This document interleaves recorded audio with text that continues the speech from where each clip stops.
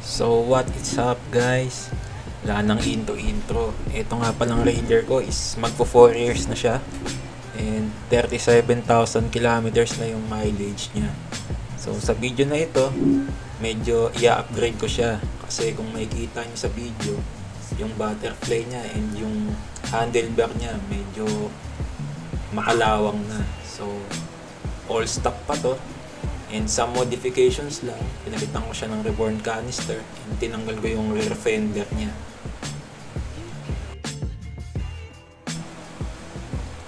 Etong rear caliper, sa susunod ko na lang pipinturahan.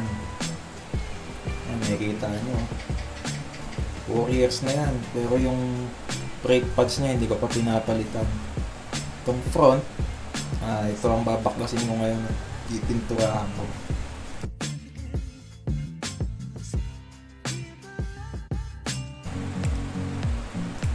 So, ito nga pala ang mga ikakabit ko sa Raider ko.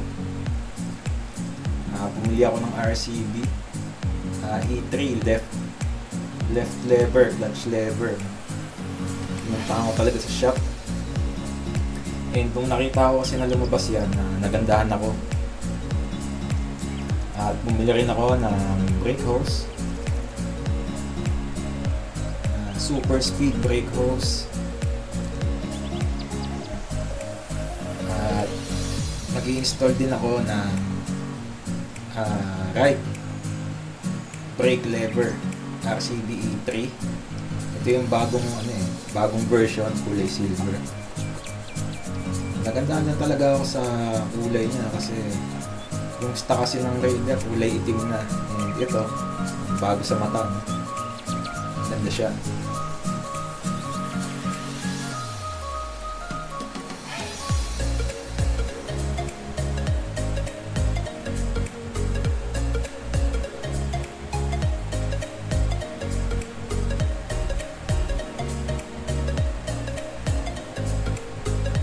And mag-i-install din ako ng RCB E3 na disc brake, front disc brake. Yan.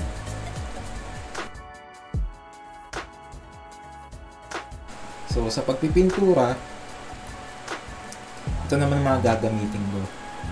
Nabili ko lang siya sa Wilcon and gusto ko sana samurai paint, kaso natamad akong bumili ng samurai paint ko. Primer.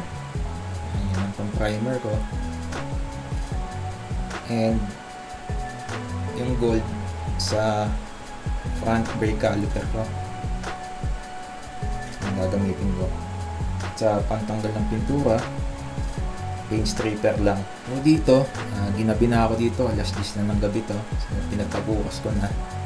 At natanggal ko na yung pintura ng handlebar tsaka butterfly, kaso yung sa caliper ang kapal ng pintura niya, so nahirapan akong tanggalin.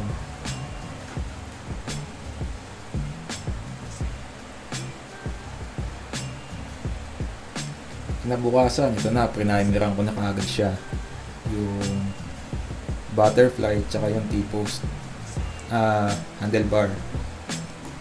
And ito nga pala, nahirapan akong tanggalin yan. Pinamachine shop ko pa yan para lang matanggal kasi hirap akong matanggal ng mga allen. Naluto na siya, dumikit na siya dun sa mugs. Yun na nga, 3 coating ng primer for butterfly and handlebar at 3 coating din ng main paint natin, yung acrylic paint natin. 3 patong ng primer, 3 patong ng acrylic paint. At ito nga pala, bumili ako ng carbon, V-Lane Carbon 370 sa 01 Moto kasi nakita ko na naka-sale sila.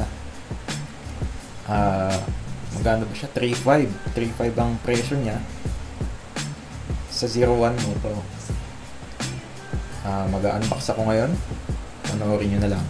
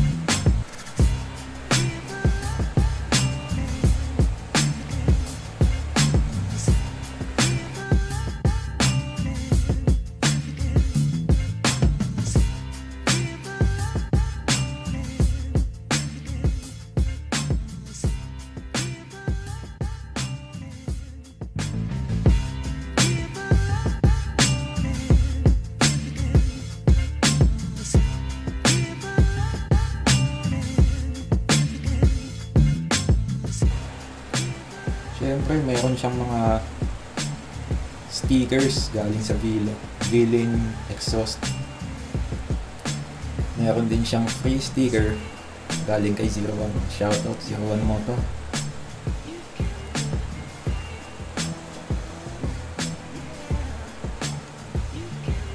So nagandahan nga pala ako sa pagka-stainless nitong Villain exhaust na to, lalo na dun sa bandang elbow. Maganda ang pagka-stainless niya. Medyo quality rin yung bakal niya. Quality talaga.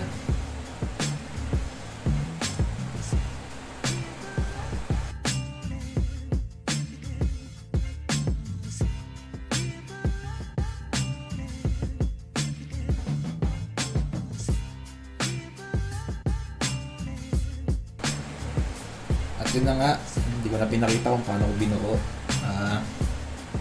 So, after a day, naikabit ko na rin yung mga napinturahan kong parts. Handlebar, butterfly, at itong front brake caliper natin.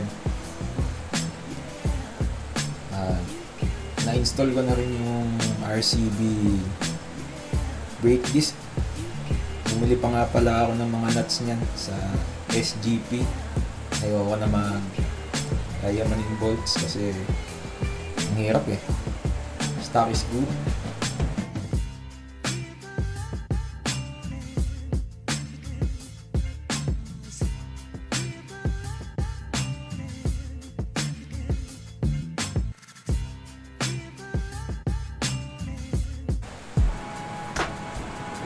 At ito na nga, na-install ko na yung Villain exhaust. Konting montage lang tayo. So,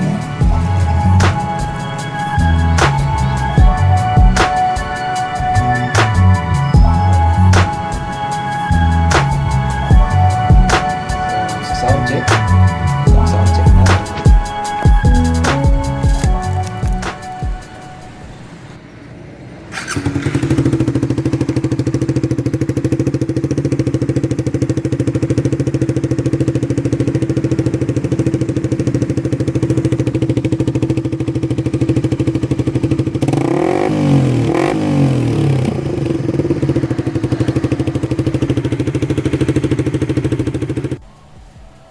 So that's it guys.